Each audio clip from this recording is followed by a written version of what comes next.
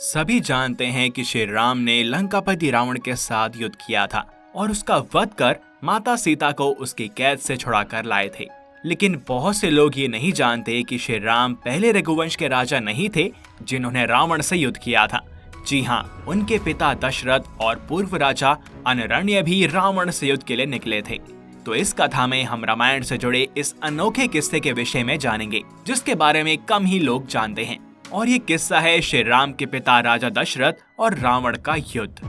पर कथा को जानने से पहले अगर आप चैनल पर नए हैं तो इसको सब्सक्राइब कर लें और बेल आइकन को प्रेस करना ना भूलें और हमारे साथ बोलें जय सिया राम। ये तो हम सभी जानते हैं कि राजा दशरथ अयोध्या के रघुवंशी राजा थे जिनकी कौशल्या, सुमित्रा और कैकेयी नामक 3 रानियां थीं और भगवान राम, लक्ष्मण, भरत और शत्रुघ्न जैसे पराक्रमी पुत्र थे। वहीं दूसरी ओर रावण सारस्वत ब्राह्मण पुलस्त्य ऋषि का पौत्र था और उसके माता पिता का नाम वरवर्णिनी और विशर्वा था। वह कुबेर का भाई था और सोने की लंका का राजा भी। उसे भगवान शिव का परम भक्त भी माना जाता है और ब्रह्मदेव ने उसे वरदान स्वरूप बहुत सी शक्तियां भेंट की थी। पौराणिक कथाओं के अनुसार ये बात उस समय की है जब रावण ने ब्रह्मा जी से वरदान प्राप्त किया और तीनों लोकों और 10 दिशाओं को जीतते हुए पृथ्वी लोक पर सरयू नदी किनारे बसे अयोध्या को भी जीतने की मंशा लिए अपनी संपूर्ण दानव सेना के साथ जा पहुंचा और आगे की युद्ध संबंधित रणनीति बनाने लगा। जब रावण ने सरयू नदी के तट पर पहुंचकर अपनी सेना को वहीं विश्राम करने का आदेश दिया और अपने मामा जी माल्यवान से कहा कि मामा श्री, हमने 10 दिशाओं के सभी राज्य जीत लिए हैं और सिर्फ सरयू तट किनारे बसा ये अयोध्या नगर ही शेष रह गया है जिस पर हमें आक्रमण करने से पहले राजा दशरथ के दरबार में अपना दूत भेजना चाहिए। और सिर्फ सरयू तट किनारे बसा ये अयोध्या नगर ही शेष रह गया है जिस पर हमें आक्रमण करने से पहले राजा दशरथ के दरबार में अपना दूत भेजना चाहिए। यह सुनकर माल्यवान ने रावण से कहा कि हे लंकेश, दूत भेजने की क्या जरूरत है, राजा दशरथ तो आपसे बलवान भी नहीं है।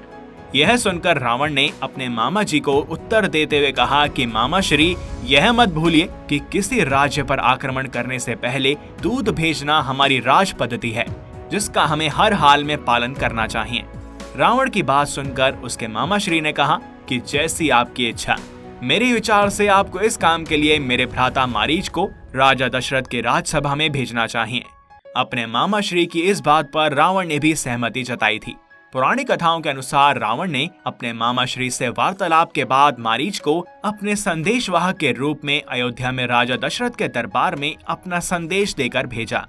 ये संदेश मारीच ने दशरथ के दरबार में सुनाते हुए कहा कि दशानन सरयू तट पर सेना सहित आ पहुंचे हैं और अगली प्रात राजा दशरथ को युद्ध के लिए ललकार रहे हैं और यदि राजा दशरथ इस युद्ध से बचना और अयोध्या को विनाश से बचाना चाहते हैं तो अपना मुकुट दशानन रावण के चरणों में रखकर उनकी अधीनता स्वीकार कर लें।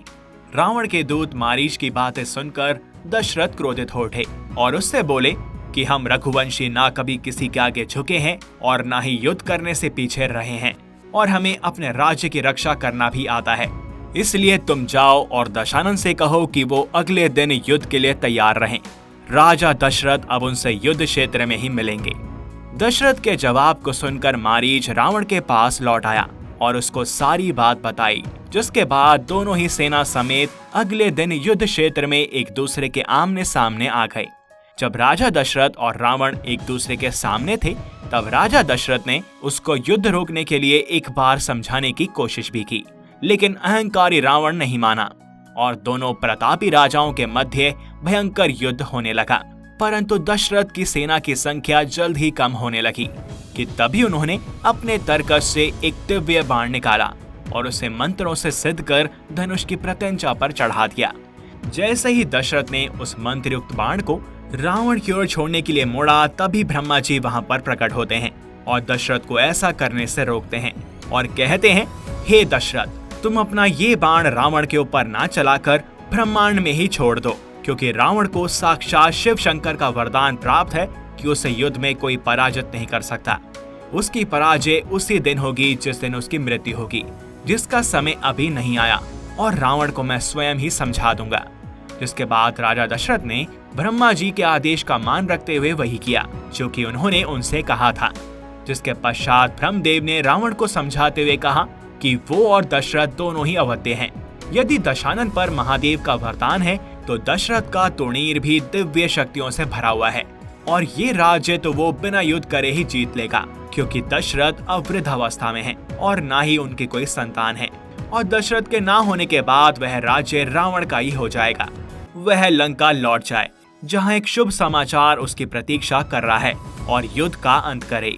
रावण ने भी ब्रह्मा जी के आदेश का मान रखा और समस्त सेना समेत लंका लौट गया, जहाँ उसे पता चला कि उसकी पत्नी मंदोदरी मां बनने वाली है और कुछ समय बाद ही उसको इंद्रजीत नामक एक पुत्र की प्राप्ति हुई। तो अंत में रावण और राजा दशरथ के मध्य हुआ युद्ध ब्रह्मा जी के हस्तक्षेप के कारण बिना किसी परिणाम के अंत हो गया। लेकिन रावण का अंत तो किसी रघुवंशी के हाथों ही होना था और उसे ऐसा श्राप भी मिला था। भगवान राम और राजा दशरथ के पहले भी रावण का एक रघुवंशी राजा से युद्ध हुआ था, जिनका नाम था राजा अनरण्य। इस युद्ध में राजा की मृत्यु हो गई थी, लेकिन मरने से पहले उन्होंने रावण को श्राप दिया कि मेरे ही वंश का जन्मा व्यक्ति तेरी मौत का कारण बनेगा। और आखिरकार रघुवंशी राजा श्री राम ने ही रावण का अंत किया। जो कार्य राजा अनरण्य और दशरथ नहीं कर पाए वो भगवान राम ने कर दिया, क्योंकि जब जब धरती पर पाप होता है तब तब भगवान विष्णु अवतार लेते हैं और श्री राम के रूप में अवतार लेकर उन्होंने धरती को पाप मुक्त किया था और राम राज्य की स्थापना की और सभी के लिए धर्म के मार्ग को स्थापित किया। और हमें साथ में यह भी सीख दी कि कभी कभी अधिक ज्ञानी होने के कारण जो अभिमान होता है वह व्यक्ति को विनाश की ओर लेकर जाता है, और जब आपको किसी भी चीज का ज्ञान हो तो उसका अभिमान नहीं करना चाहिए।